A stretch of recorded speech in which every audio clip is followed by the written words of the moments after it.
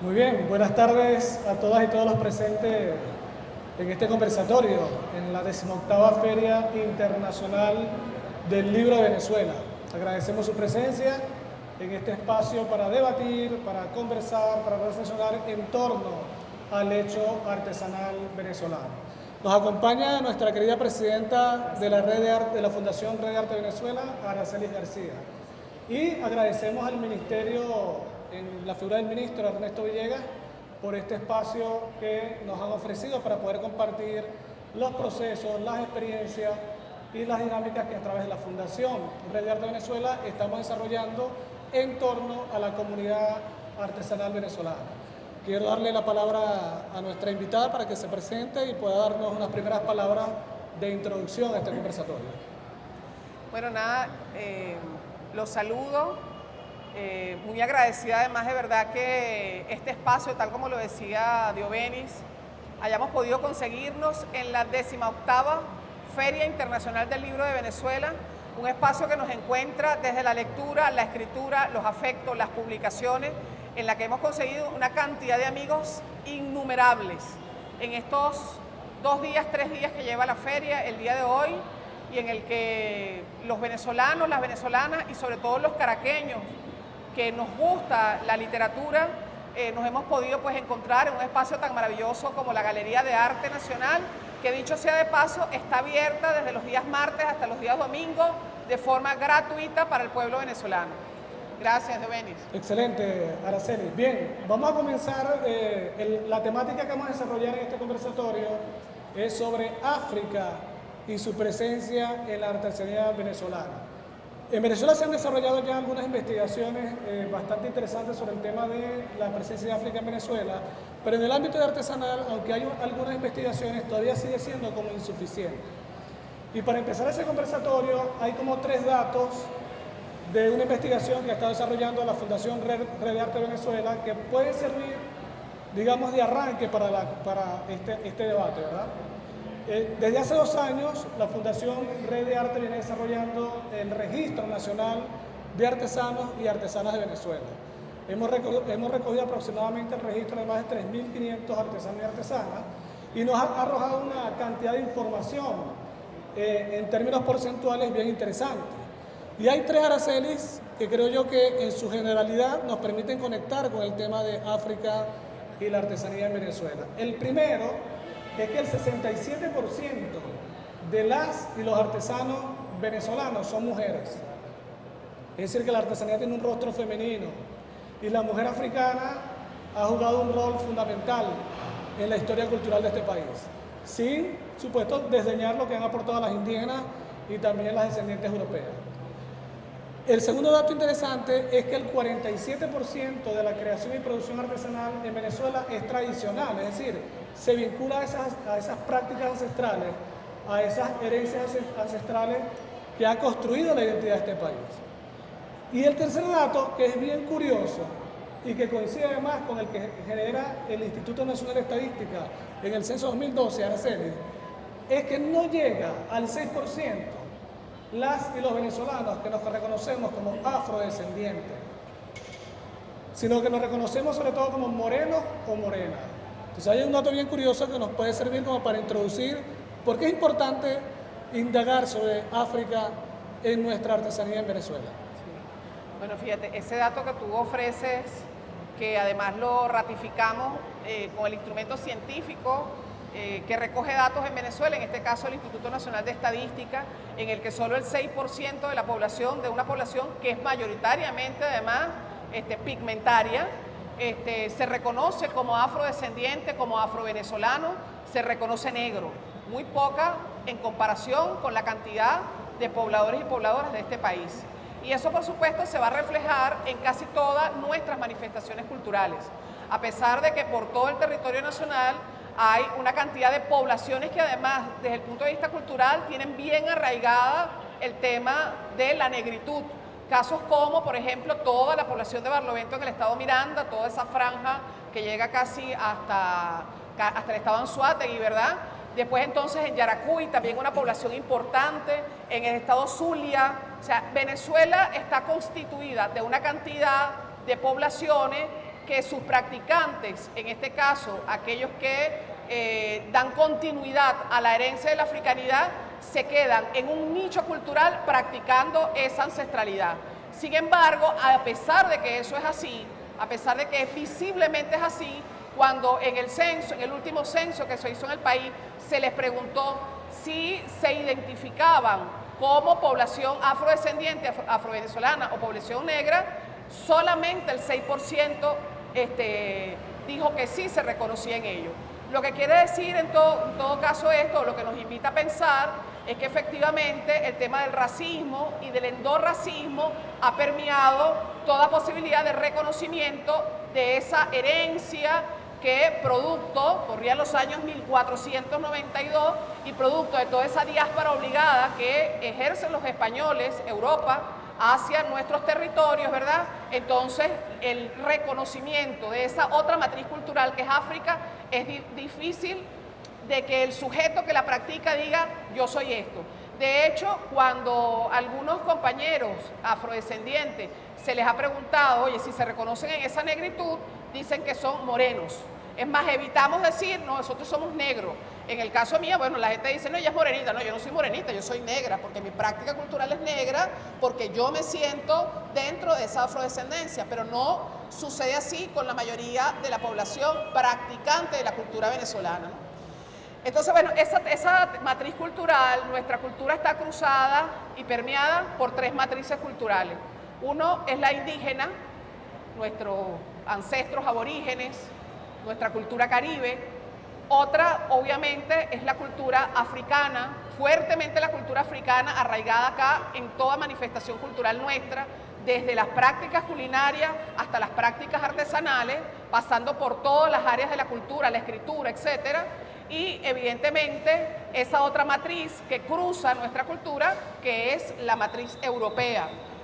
Yo creo que una virtud del pueblo venezolano es que no niega ninguna de esas matrices, pero el que no niegue ninguna de esas matrices porque la ha constituido en una nueva matriz, en eso que llamamos, bueno, nosotros somos criollos venezolanos, nosotros somos mulatos, pero no identifican con claridad esa matriz cultural que es herencia de la cultura africana. Y en la artesanía, efectivamente, es rica esa manifestación, ese encuentro de la cultura africana. En la artesanía, por ejemplo, en los instrumentos musicales cordófonos, que la gente dice, no, es que esos vienen de España. Por ejemplo, el cuatro, que el cuatro, aquí un practicante del cuatro además nos los puede decir con mayor claridad, que muchos dicen, ¿verdad?, que viene de España porque es un descendiente de la guitarra española, pero cuando buscamos más atrás, resulta que no es de allí solamente, que eso tiene otra matriz cultural. ¿Por qué? Porque España también, y fundamentalmente los países europeos de España, también entonces va a constituirse en un país que ha sido también invadido, que aprendió además muy bien a invadir otras naciones, y que los pueblos africanos y los pueblos árabes se movieron hacia Europa, dando como resultado también una práctica cultural que después traen los españoles a América. En las tallas venezolanas y en la práctica, por ejemplo, de las incrustaciones de la madera, que acá se llama la madera taraseada, que se practica sobre todo en poblaciones como el estado Lara y algunas poblaciones de Mérida, vamos a ver con claridad lo que va a significar esa matriz cultural de la práctica artesanal en las prácticas artesanales venezolanas. Si ustedes bajan por este pasillo, se van a encontrar con el stand de Egipto. Y ahí en ese stand van a encontrar unas cajas taraseadas muy parecidas a las cajas taraseadas que acá en Guadalupe, en el estado Lara, se hacen nuestros artesanos. Y entonces, bueno, nada, es como un segundo objeto en el que podemos identificar esas matrices culturales. En la producción de muñequería venezolana, aquí se produce una muñeca venezolana que se llama abayoni, que es una práctica cultural de una muñeca que acompaña las actividades de recreación, de juguetería de las niñas africanas y que también se hace en Venezuela. Y además, la muñequería de trapo, hemos identificado una matriz cultural importante porque las primeras muñecas de trapo, aquí se hicieron muñecas de otras fibras anteriormente, porque es la forma como los pueblos, además, las madres y los padres de los pueblos indígenas venezolanos enseñaban a sus hijas cómo en esa práctica cultural que significaba la conformación de una familia, bueno, se hacían juguetes y uno de esos juguetes eran las muñecas. Pero las primeras muñecas de trapos que se hicieron en Venezuela fueron muñecas negras.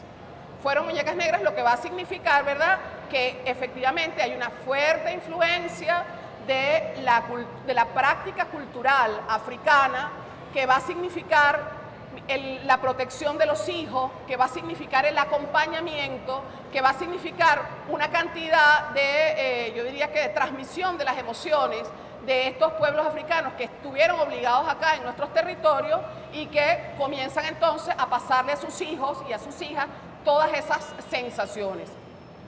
Yo diría que en casi toda la musicalidad venezolana está presente África. Los tambores que se hacen en Venezuela, por ejemplo, además en este caso de los cordófonos, todo lo que se va a significar las piezas de obra musical con las que se practica la música ancestral africana, por supuesto que tiene esa matriz cultural de allá de África, Diomedes. Y es muy interesante lo que estás planteando, Araceli, porque bueno, se aproxima las fiestas navideñas, ¿verdad? Y una de las prácticas que se hacen en este país son las parrandas, donde el tambor y el cuatro juegan un papel muy importante.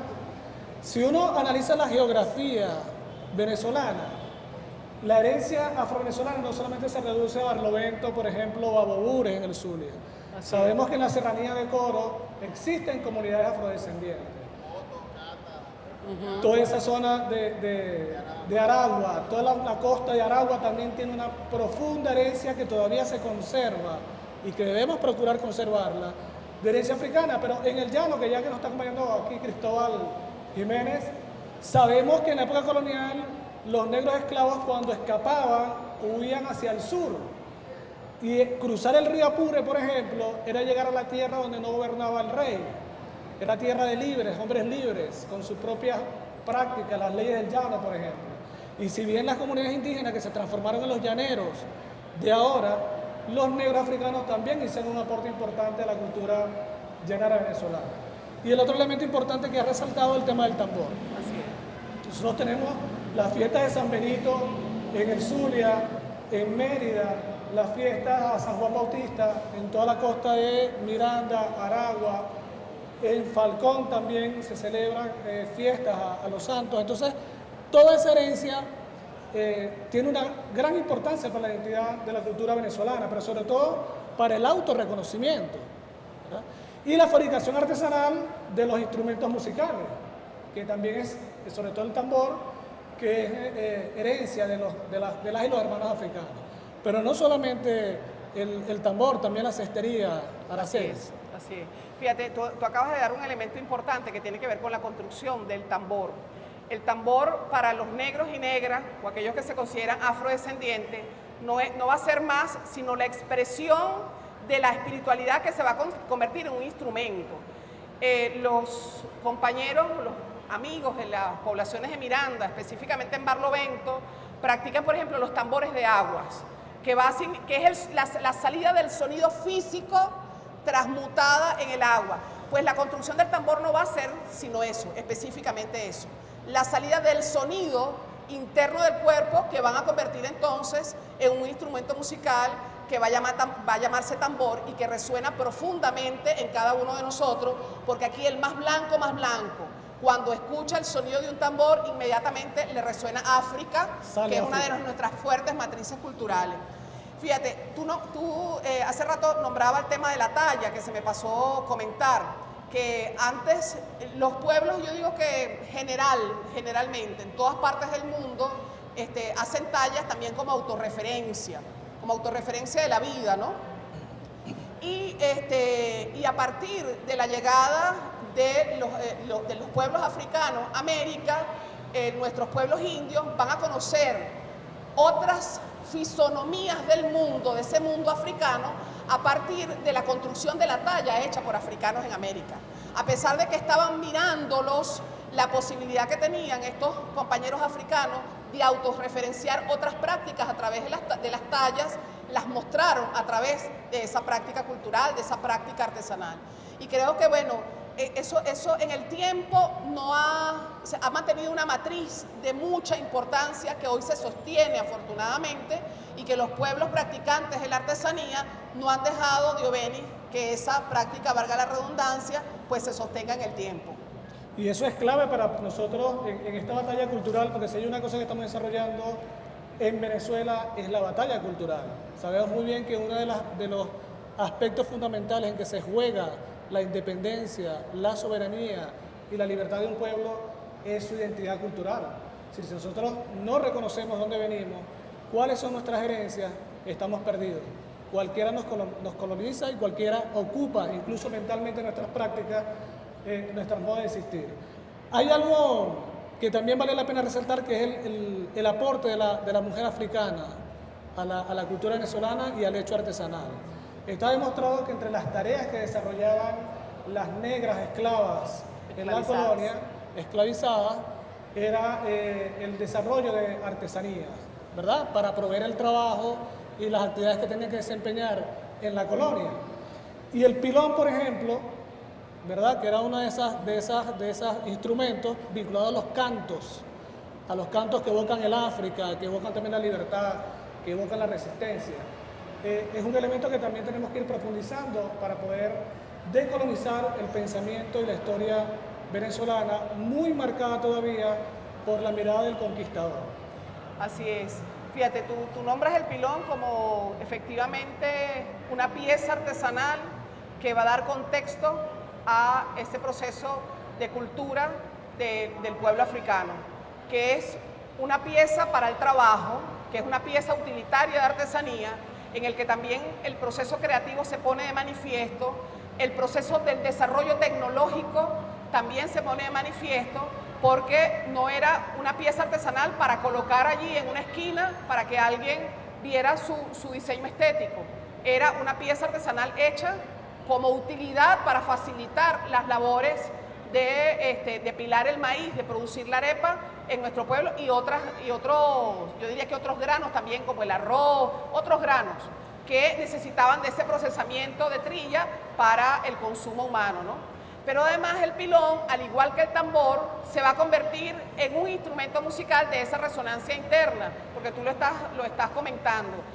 Las artesanas, fundamentalmente las mujeres negras que practicaban ese trabajo que significaba pilar maíz, lo hacían a el unísono del canto de pilón. Igo, igo, dale duro a ese pilón, igo, igo, que se acabe de romper, porque además ese canto significaba también los cantos de libertad, la forma de comunicación de esas mujeres africanas que estaban entre un patio y otro, contándose cómo eran los tratos de esos amos con aquellas mujeres que no eran esclavas sino esclavizadas, primero secuestradas y después esclavizadas.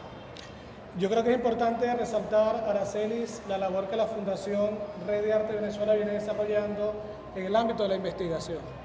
¿Qué importancia tiene el que podamos reencontrarnos con el aporte y la herencia africana en nuestra artesanía en vinculación con la decolonialidad del saber, la necesidad de descolonizar las prácticas y los saberes que se nos impusieron, ¿verdad? Que nos hicieron creer que eran nuestros saberes, cuando en realidad tenemos saberes ancestrales que perviven y persisten en nuestra artesanía.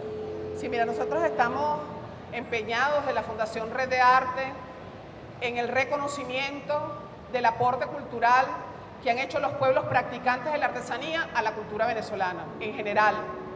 Y no solamente la cultura, o mejor dicho, a las artes, porque a la cultura todos hemos hecho aportes de diferentes enfoques, pero a las artes y también a las ciencias y también al desarrollo tecnológico de nuestro país. Eso yo creo que es un reconocimiento que nosotros queremos hacer desde el levantamiento de procesos de investigación que identifiquen con claridad dónde están esos aportes al pensamiento de las artes y la cultura venezolana, y esos aportes a la construcción de una ciencia otra que no necesariamente es esa ciencia que hemos aprendido en las universidades, donde el conocimiento de los otros que no pasan por la academia o que no han pasado por la academia es negado. Hemos querido entonces levantar un equipo nacional de investigación que dé al traste con esas búsquedas sin negar el saber del otro. Porque yo creo que cuando hablamos de descolonización, si abordamos los procesos de investigación desde el que sabe, desde la educación bancaria, desde la investigación bancaria, entonces muy poco estaríamos haciendo. Donde hay el reconocimiento que hay una narrativa cultural en nuestro pueblo en el que se identifica un pensamiento y que ese pensamiento debe ser puesto en contexto para el aprendizaje de todos, pero no desde la visión del educador, con el perdón de los antropólogos que puedan estar por acá, en el que van a una comunidad, investigan a una comunidad como si ellos son los que saben. Además son los que saben extraen, literalmente extraen desde una visión bastante extractivista el conocimiento de un pueblo, no, sino es donde el investigador se convierte en un participante de un proceso y en esa investigación entonces comparte saberes, ejerce un diálogo de saberes con una comunidad en concreto. Y a eso estamos invitando a los artesanos, pero también a aquellos investigadores que quieran compartir con nosotros esta visión, que es la visión de la decolonialidad, la visión descolonizadora, a que levantemos todos aquellos procesos formativos de investigación, de conocimiento, del pensamiento que existen hoy en las comunidades artesanales. Fíjense que hay una comunidad artesanal en Venezuela que en algún momento tuvo ejercicio de esa forma de investigación, practicada además por los propios artesanos, que es una comunidad que está en la carretera Lara-Zulia, que es la comunidad de Tintorero en el estado Lara. En esa comunidad, en algún momento se encontraron una cantidad de artesanos en las que estuvo Sarmiento, compañero de apellido Sarmiento, para la producción de textiles de la zona, en el que se identificaron unas materias primas y un conocimiento, y esas materias primas y ese conocimiento fueron puestos al servicio de una producción local que le da sentido identitario a esa zona. O sea, nosotros vemos las hamacas larenses, inmediatamente decimos, esa es una hamaca de Tintorero. Como vemos las campechanas del estado Barinas o del estado Apure, e identificamos un trabajo cultural artesanal que está realizado por un pueblo que tiene una identidad y que esa hamaca usted no se la va a conseguir en ningún otro lado. Pero tiene que ver además, identificamos nosotros, con las propias formas de producción, de investigación, de producción del conocimiento y del desarrollo de una producción que se da al propio pueblo sin que un investigador desde afuera extrae el conocimiento, se queda con él y después produce unos métodos que se los devuelve al pueblo escritos en un libro. No es eso lo que queremos hacer. Y entonces, bueno, una de la matriz cultural que estamos tratando de identificar, de investigar y de poner en uso y circulación es esa herencia africana que tiene nuestra artesanía venezolana, de la que estamos absolutamente orgullosas y orgullosas, que identificamos no como objeto, sino que identificamos como un proceso, porque el objeto por sí solo está vacío, pero si nosotros colocamos en contexto ese objeto y en uso ese objeto, entonces le estamos llenando pues de toda esa identidad cultural, de toda esa carga, de toda esa fuerza que bien se merece el objeto artesanal y que nos merecemos nosotros vivir de esa práctica que ha sido transmitida de generación en generación y que obedece a unos procesos culturales y de cuyos procesos estamos nosotros tratando de extraer, oye, la felicidad de cada uno de ellos.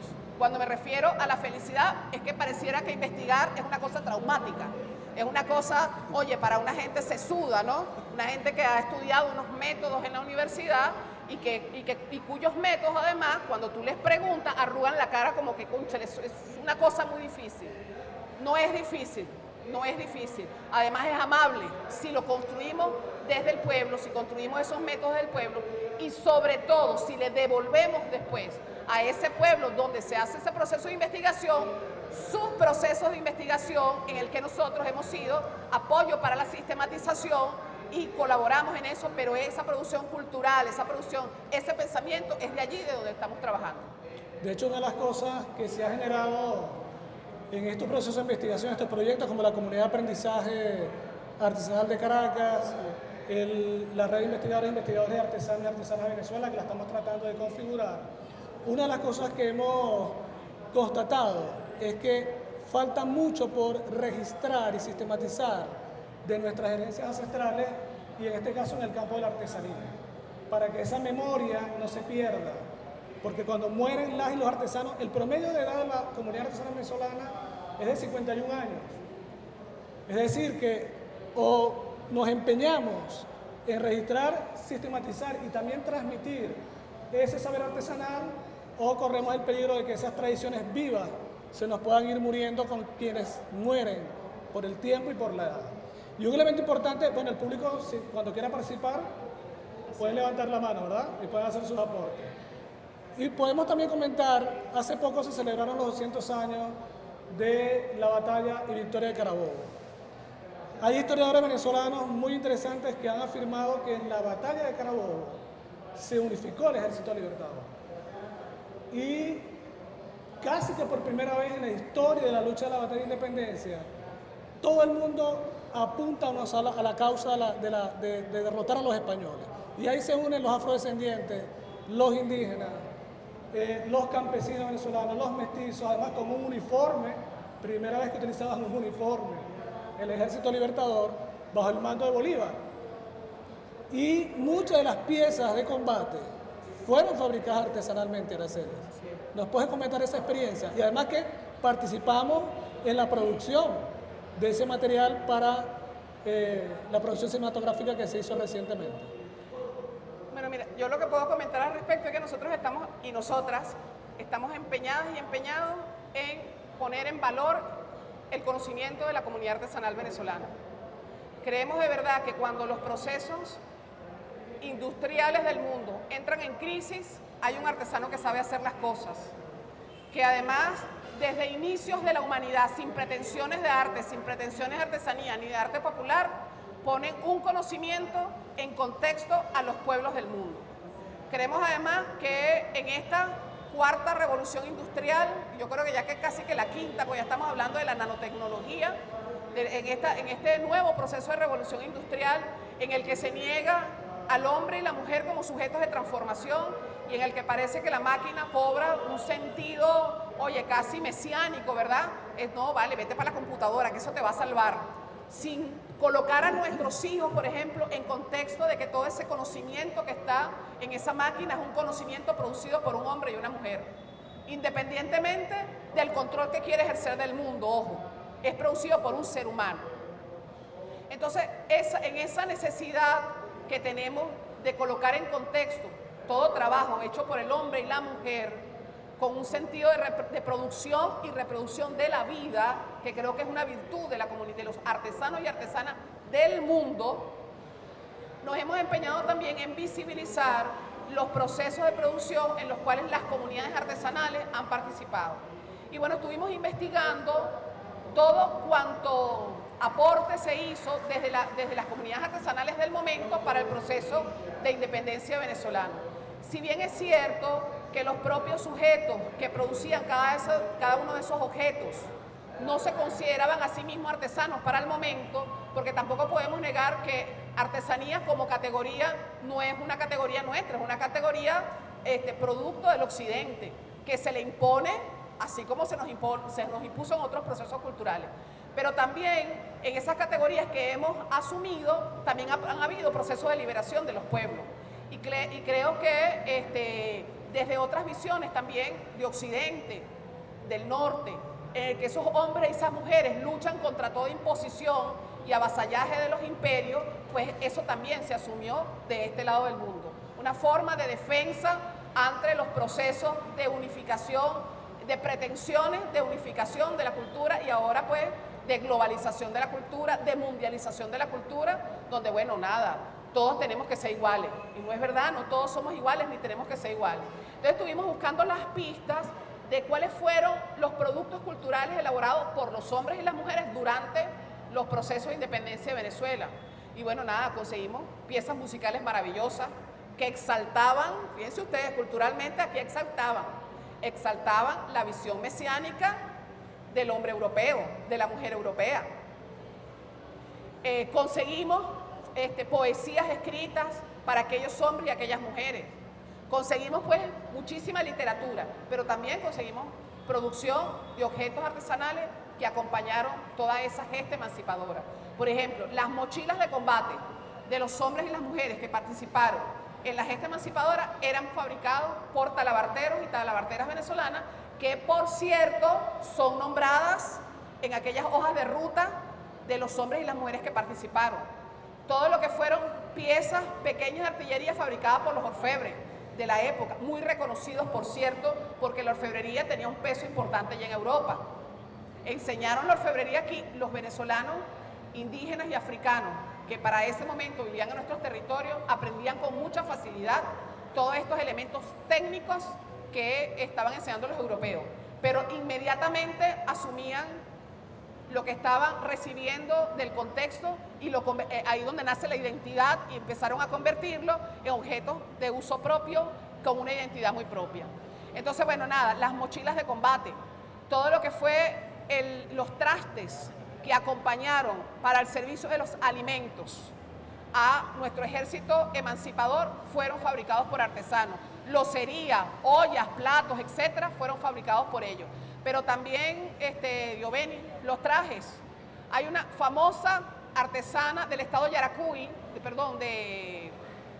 pueblo del Socorro, en el estado Guárico, que se hizo de una importancia capital y militar en el momento, porque en su casa se fabricaron los trajes de combate del Ejército Libertador, parte de esos trajes de combate. Entonces creo que, fíjense, como para resumir y dejar esta idea acá, yo creo que nosotros como pueblo tenemos que reconocer toda práctica cultural de nuestro pueblo que va a ayudar en el proceso de emancipación y de liberación. Cuando nosotros negamos que existe un arte otro, un conocimiento otro, y que además es de apropiación del pueblo, porque le estamos dando unas características de mayor importancia a un hombre o una mujer que está en un museo, por ejemplo, o que ha logrado publicar un libro, y negamos a aquellos hombres y a aquellas mujeres cuya práctica cultural es constante, cuya expresión artística es constante, porque a lo mejor no tiene un formato sobre el que ha dejado historia de eso. Estamos negando que hay otra forma de hacer la cultura, que hay otra forma de hacer las artes, y eso es muy grave en un pueblo que está haciendo una revolución, en un pueblo que pretende hacer una revolución. Yo lo dejo hasta acá con estas reflexiones. Nosotros queríamos hablar específicamente de ese contacto África-América y cómo fue asumiéndose esa matriz cultural africana en la presencia de la artesanía venezolana, que no es difícilmente identificable, que no es difícil de identificar. Los instrumentos musicales como los cordófonos, o todo lo que van a ser los tambores venezolanos, las tallas venezolanas, y muy fundamentalmente la práctica de la madera taraseada en nuestro país, el tejido, por ejemplo, también de todo lo que tiene que ver con la cestería para la pesca. Eso es una herencia de la cultura africana. Los textiles, por ejemplo, en la forma de impresión de pinturas sobre telas, también es una práctica de la cultura africana. Y creo que es importante que en la constitución o en la construcción de la revolución bolivariana nosotros reconozcamos las matrices culturales de África en la construcción de ese nuevo sujeto que aborda este proceso revolucionario. Y permíteme añadir, Araceli, porque aquí tenemos amigos y amigas educadores y educadoras. Allá está nuestra profe, que fue viceministra de Educación. Gracias por acompañarnos. Una de las cosas que tenemos como materia pendiente, ¿verdad?, es cómo la artesanía tiene que hacer presencia en la escuela. Es decir, esta guerra económica que tuvimos, el saber ancestral artesanal jugó un papel importante para poder resolver problemas. La leña y el budare, por ejemplo. ¿Sí? ¿Cómo hacemos para que nuestros niños y nuestras niñas puedan aprender esa herencia ancestral? Porque, como ha dicho Araceli, producir nada más carros y producir gasolina no es suficiente, porque por ahí nos atacaron, ¿verdad? Entonces es importante que estas prácticas, y sobre todo en este caso la herencia africana, para también encontrarnos con nuestra identidad, descolonizar el pensamiento, valorar lo que somos y defender lo que somos. En la explicación que hizo Araceli de la batalla de Carabobo, o de la guerra de independencia en general, se demostró que la guerra no solamente se gana con soldados, se gana con cultura y con cultura ancestral. Y hubo un gran maestro que nos enseñó eso, Hugo Chávez Frías. Así es. Afrodescendiente también, llanero, y que nos dejó una herencia y una enseñanza de lucha y de batalla para defender la independencia y la soberanía de este país. Bueno, terminamos. Gracias por su presencia y agradecido. Gracias, Diobel. Gracias. Para ponerse en la ley de...